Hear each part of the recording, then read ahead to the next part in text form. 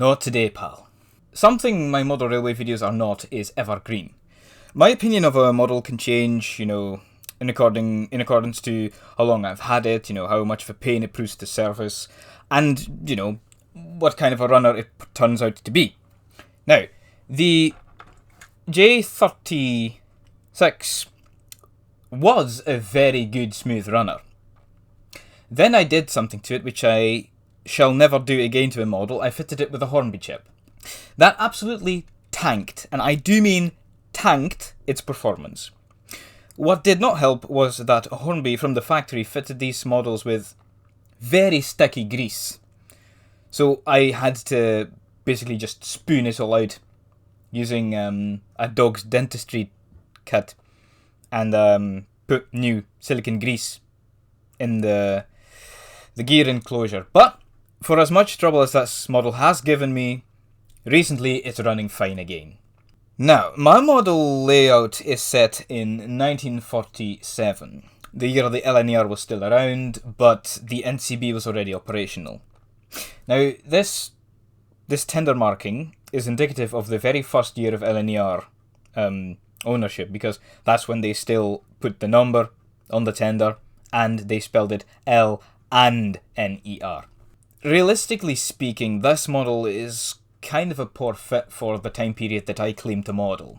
Now, a while ago, Hornby had unveiled that they were making the J36, the sole member of the class to be in green. They modelled it in BR Apple Green. But it wasn't correct. It had the wrong safety valve mounting. It should have a square one. This has a round one, and they based the green model of this moulding. And it had the lamp iron in the incorrect place. They fixed that, and to everyone's surprise, the model wasn't cancelled. Now, Hornby have, in that very same era, they've unveiled a lot of models that I really, really liked, and then they cancelled it. They cancelled the Caledonian 123. I'm not buying the Rapido one, you can suck it. They cancelled the Great Western Railway Ruston 88, which is a model I really like, and it would finally give me an opportunity to buy something Great Western, because I still don't have a Great Western model. And I do believe that they cancelled a bunch of train sets as well. Now, it took everyone by surprise when they did bring out the green one. I honestly thought it was cancelled. Double O Bill thought it was cancelled, but that was the model that everyone knew that one was the one to get. And Hornby knew that was the one to get because they made that a limited edition model. When it then did come out, I twisted and turned. I wasn't going to pay silly money for an 060 because whereas I paid about $120 for this one, the new one would have been $170. I twisted and turned. I knew that that was the model that everyone wanted. I knew that that was the model that I really wanted. But no, 170 was too much for me, and I wasn't going to do it. Then I got a lucky tax break, and the VAT got deducted. So I said, you know what? This is the upper echelon of silly money that I'm willing to pay for a locomotive. So I did it. And this is really one of those cases where I say I paid too much. The only other time I said that was with the Flying Scotsman, but that was a double model, so I knew what I was getting into. But for a J36, 060 tender engine, 140 quid, no, that's too much. I'm sorry. £140, I should say. Not an hour ago, did this arrive in the mail. I did the same thing when I did another model revisiting when I did the Thompson Pacific, so I might as well do it with this one. Seal's unbroken. Here's the Hornby sticker on this end. Oh, it's upside down. Oh dear. It's upside down. R3859, J36 class, number 65330. The only 060 tender engine under L&NER ownership, I believe, to have carried green. Because don't trust it when people say, oh, the J50s were green. No, they were not. I know those aren't tender engine, but I mean 060s. Okay, seal broken. Now, if I know anything about Hornby models, this one is now wrapped inside another layer of, yep, there we go, bubble wrap.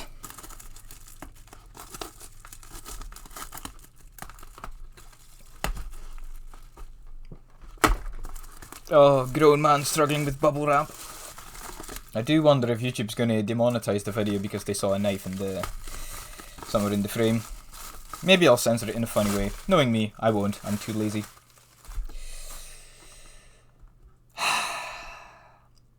I paid too much money for you! And there we have it. Limited edition of 1000.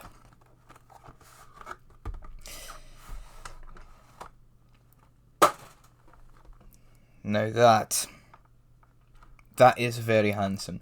Because this model is die-cast, this is actually the same finish as is on the B12, which is also one of Hornby's best, I think. Shame about the mechanism, but yeah. She's finally here. We thought it was all cancelled, we all thought it was cancelled, but here she is. Alrighty then, let's put this on the track, and then I'll record the findings of this model.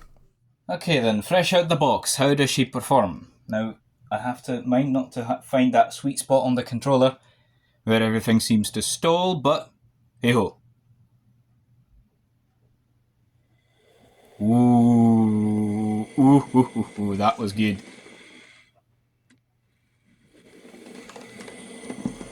Now they maintain that grindy noise, but I'm not too bothered about the grindy noise. Yeah, that's very good.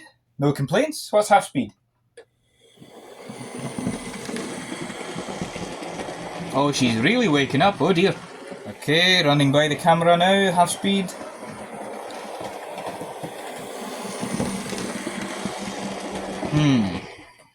That's about what I'd expect. Ooh, that's very nice flight wheel action. That's about what I expect to be the top end of this locomotive in regular service, but they did run passenger trains occasionally, so maybe I shouldn't be too surprised that it can go faster. That being said, I have very little to note about that performance, so let's do the running in.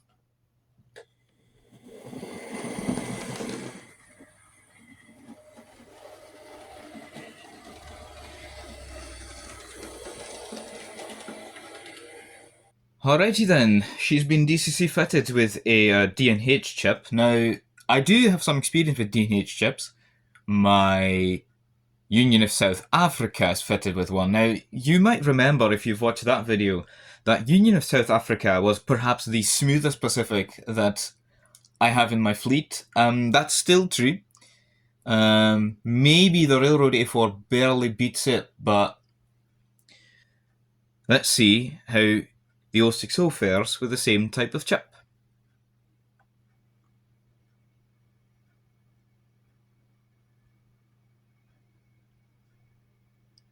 That's wonderful. That's speed step 3. And it's actually moving.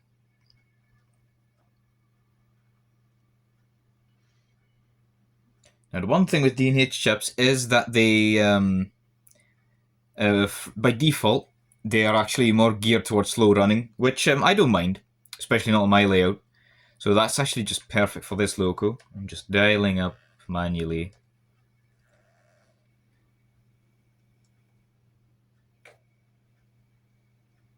That's very impressive, no matter what way you swing it.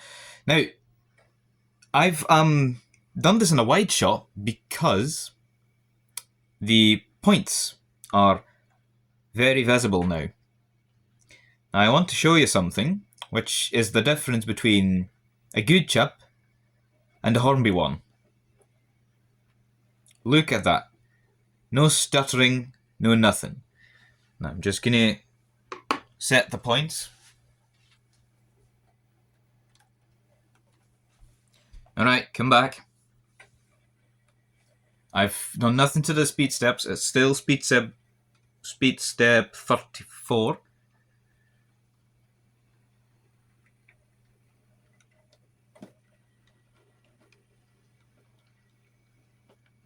No hiccups whatsoever. Forward now. Just to show that she can do it.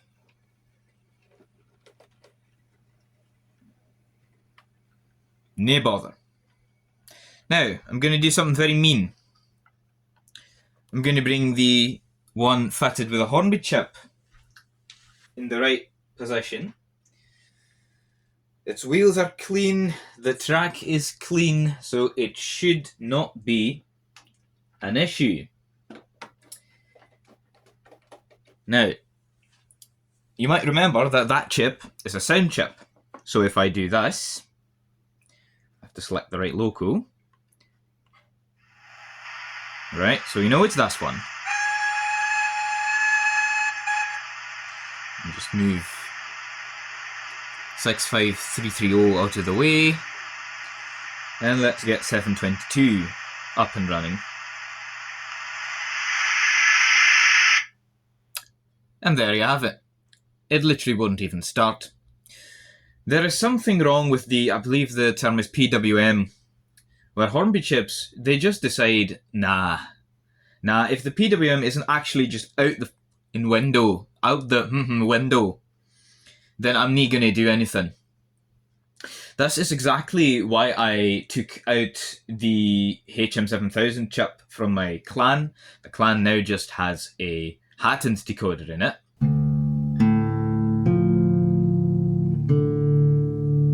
And just to demonstrate that I'm not like pulling your leg, right? I'm just going to give this a nudge. Come on.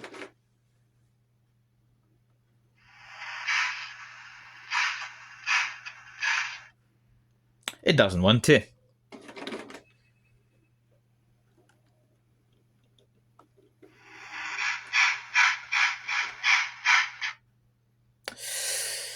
Exactly as I was expecting. Now, I bought something specifically for this video.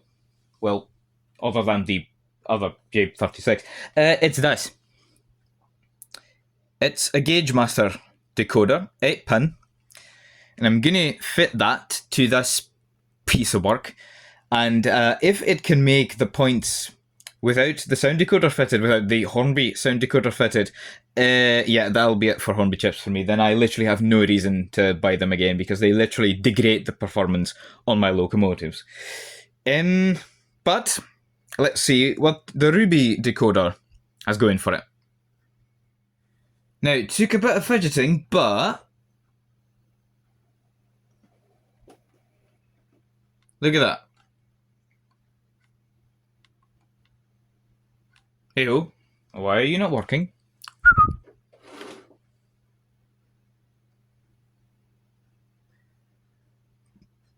That's weird.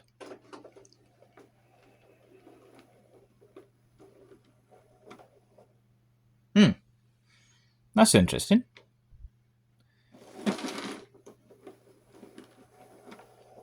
Oh. Alright.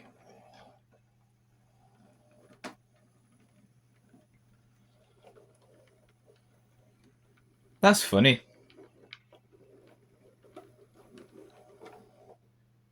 That's very interesting. I did not expect that result. I was either expecting this chip to blow Hornby out of the water or to explode, but that's interesting.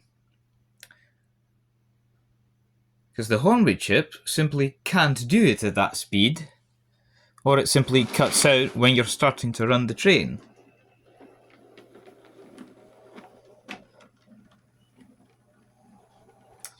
But that is interesting.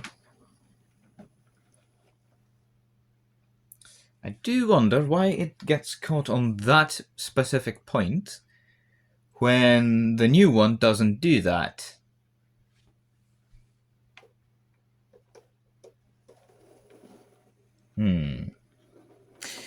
Is the track dirty? I don't think it is, because the other 060s can manage. I've tested this yesterday, but if that's a problem, then okay. Try again.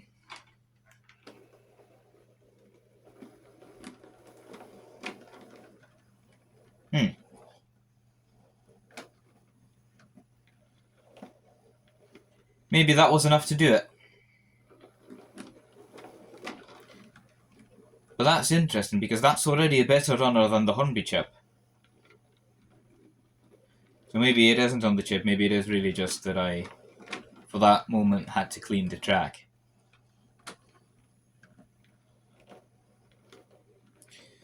Okay then, well, now that that's sorted, let's bring 65330 back in shot.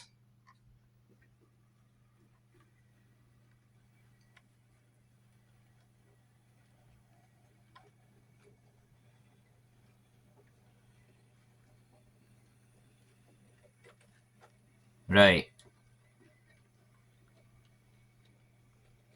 I'm going to couple up to a rake of coal wagons that I've sitting in this on the straight, and then I'm just going to dial up, like, one speed step at a time.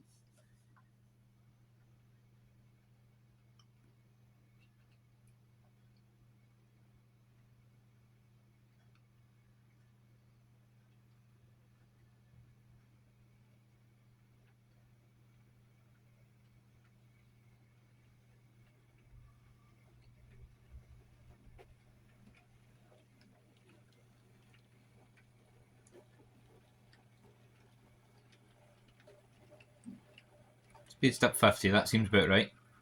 And she's quiet as a mouse. Very interesting.